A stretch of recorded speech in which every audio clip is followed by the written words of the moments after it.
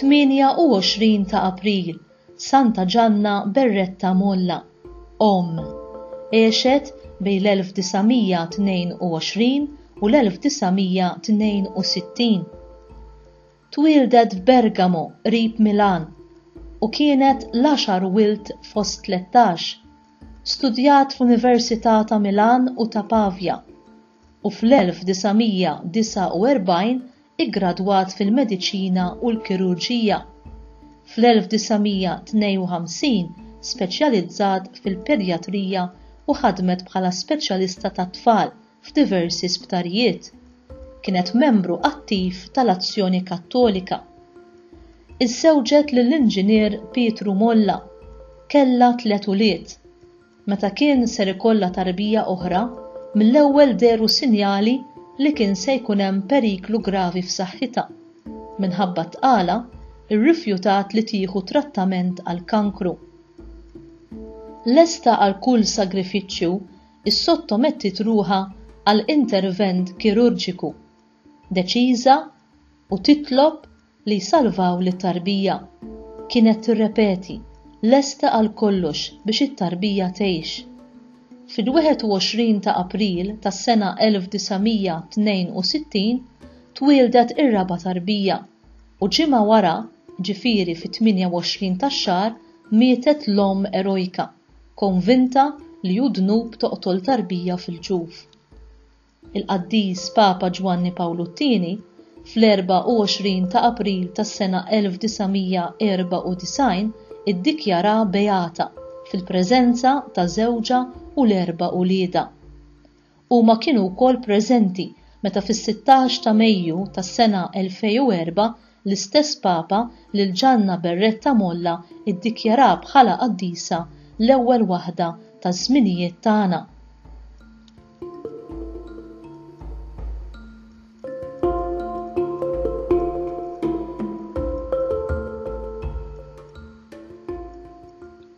Gianna Berretta Molla għexet il-ħajja ta' tabiba u ta' pedjatra eżemplari. Ħajja ta' mara miż-żewġa u omm u wara li weldet 3 tfal, fir-raba' tqala kellha problemi serji u riedet tagħżel. Għażlet min jedda li tagħti ħajja lit-tarbija tagħha u tissakrifika l-ħajja tagħha stess. Madankollu setet tagħmlu għax Gianna Berretta Molla għexet ħajja intensa ta' talb, fi prattika tal-karità, f'parteċipazzjoni attiva u konvinta fil-ħajja tal-Knisja, f'imħabba kbira lejn żewġa u f'dedikazzjoni bla tarf lejn uliedhom. Brieda kbira u kuraġġ, Gianna Molla għamlet l-għażla li ippermettiet lil binta titwielet. Nistgħu ħafna drabi nixtiequ li konna f'ċirkustanzi differenti, iżda l-qdusija spiss ġejja mill-għażla diffiċli f'sitwazzjonijiet ħżiena. Din is-silta mill-omelija tal-Isqof Mario Grech waqt qudiesa għan-nisa fiċ-Ċentru tal-Azzjoni Kattolika Victoria fl-okkażjoni tal-World Unions of Catholic Women Organization fil-14 ta' Mejju tas-sena 2013.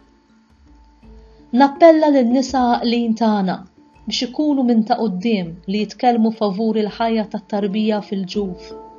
Il-ġenituri huma l-ewwel għalliema biex nislu f'uliedhom l-għoża għall-ħajja tat-tarbija fil-ġuf. L-Azzjoni Kattolika qed tagħmel ħaġa sewwa li xxerret id-devozzjoni lejn Santa Gianna Berretta Molla, omm tabiba, li biex tħares lill-binta li kienet għadha fil-ġuf għażlet li tirriskja u tagħti ħajjitha. Imbagħad inġeddet l-istedina biex nissieħbu fil-kampanja ta' talb imsejħa Adorazzjoni Spiritwali li qed tieħu ħsiebha id-dar Giuseppa De Bono. F'din l-inizjattiva wieħed jimpenja ruħu li jitlob għal tarbija li qiegħda tiżviluppa f'ġuf omma u li qiegħda f'riskju ta' abort. Id-dar Giuseppa De Bono hija barka għas-soċjetà tagħna għaliex tagħmel ħafna ħidma biex issalva l-ħajjiet tat-trabi. Din id-dar hija santwarju tal-ħajja fid-djoċesi tagħna ta' Għawdex u irnexxiela u jixraqilha li nagħtuha kull sapport. Pajjiżna għandu tassew għax ikun gburi li għandu dan il-patrimonju favur il-ħajja. Importanti ħafna li nibqgħu nilqgħu kontra kull pressjoni biex pajjiżna jiġħad dan il-patrimonju bid-dħul tal-liġi favur l-abort. Jekk xi darba imbexxqu l-bieb għall-abort, inkunu għamilna ħsara irreparabbli liċ-ċiviltà tagħna għaliex l-abort huwa miżura li tneżżana mill-istess umanità tagħna.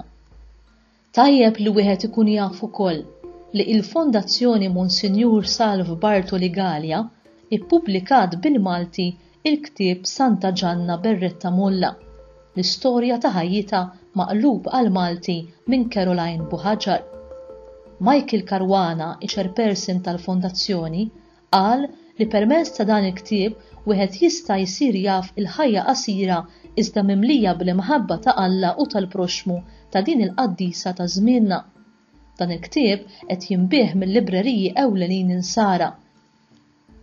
U l-ħsieb tal-Fondazzjoni Monsinjur Salv Bartoli Galea li aktar tal din is-sena tippubblika it-tieni ktieb dwar din il-qaddisa ta' żmienna. Fil-fatt, Caroline Buħaġar għadha kemm qalbet għal Malti littri li għaddew bejn Gianna Berretta Molla u żewġha Pietro li huma l-qofol tat-tieni ktieb dwarha.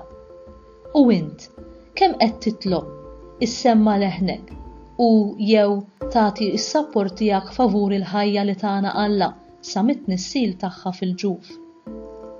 Kemm tissapportja il-fondazzjonijiet jew il-movimenti ewlenin tal-pro-life f'Malta?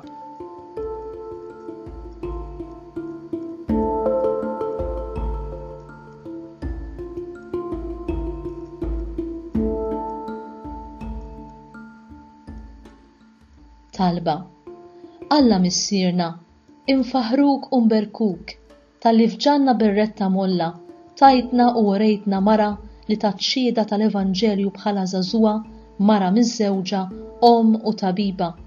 Ninsuk ħaj tal-li blotja qalbina ta' ħajjita, tal-li minna nilqaw u nagħtu ġieħ lil kull tarbija ħlejqa tiegħek.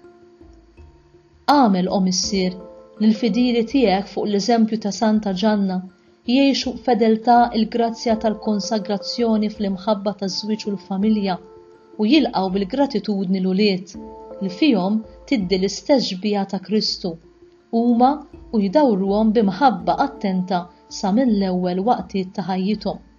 Nitolbuk dan bi Kristu Sidna. Amen. Din tal-aħħar kienet kolletta tal-festa ta' Santa Gianna Berretta Molla.